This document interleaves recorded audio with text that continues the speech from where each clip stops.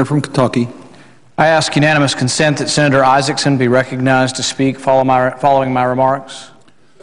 Is there objection? Without objection. Mr. President, today we will vote on repealing President Obama's federal takeover of health care. This vote will be not only to repeal the specifics of this legislation, but to reassert that we operate under constitutional restraint.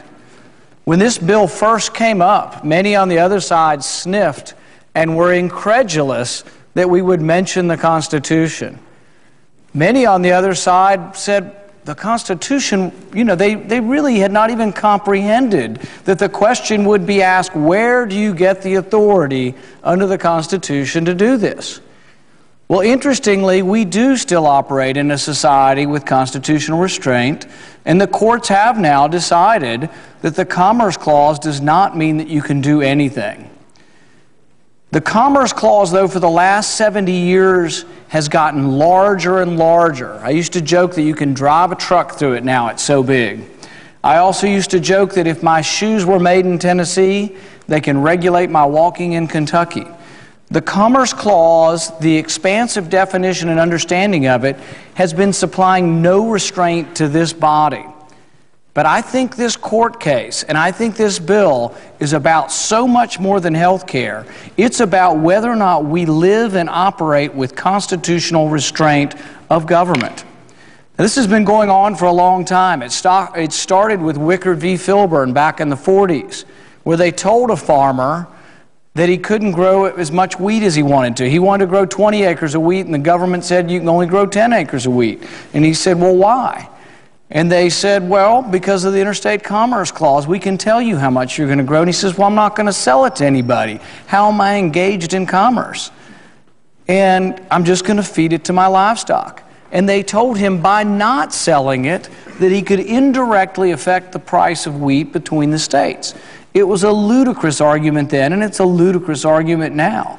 My hope is out of this case, as it moves forward to the Supreme Court, that maybe we will see a court that takes a step towards overturning Wickard v. Filburn.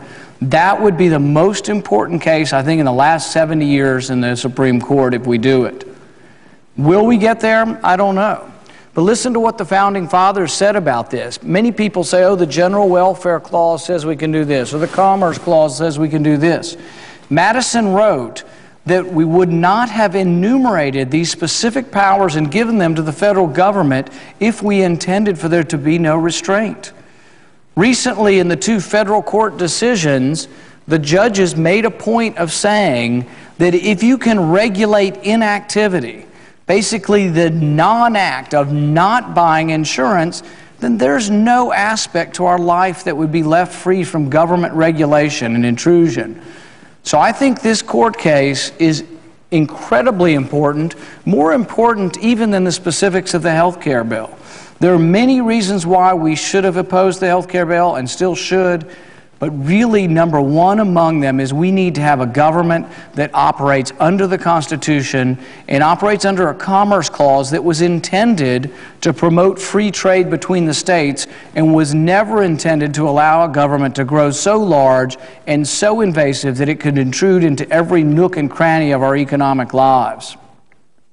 With regard to the specifics of the health care bill, there were some problems in healthcare. As a physician, I've seen some of the problems. But you know what the number one complaint I got was the expense of health insurance, the rising expenses.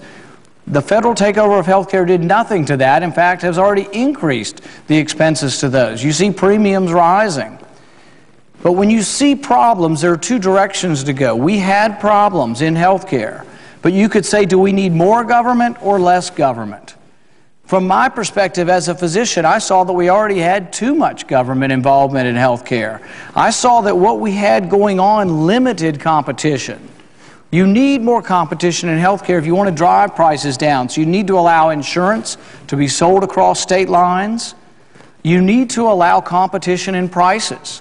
One of the surgeries that I did was LASIK surgery, where you correct someone's eyes so they don't have to wear glasses anymore. No insurance covers it. And you'd think, well, gosh, maybe this body will get together and force people to buy insurance for LASIK surgery. It's good. It's a great thing. Well, you know what? Without government getting involved, competition drove the prices down on LASIK. So the prices were driven down because the consumer was involved. Same way with contact lenses. You can buy a contact lens for $4, maybe $3. It used to be $20 or $30 a contact. Competition works. So what we should have asked ourselves when we looked at this healthcare debate, yes, there are problems. Yes, we can agree portability was a problem. Yes, we can agree pre-existing conditions were a problem. But we should have said, do these problems exist because there's too much capitalism or too little capitalism? I would argue there's very little capitalism at all. I do cataract surgery also.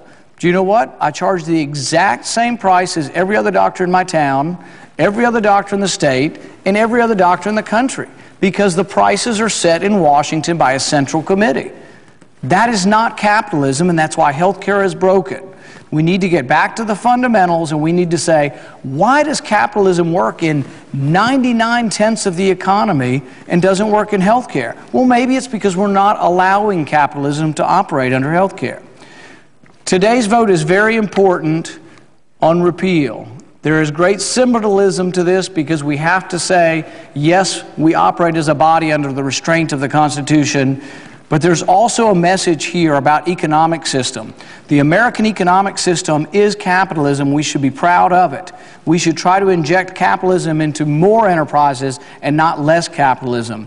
We should not have such great faith in government that government has all the answers, because government is notoriously inept and inefficient at most of the things they do.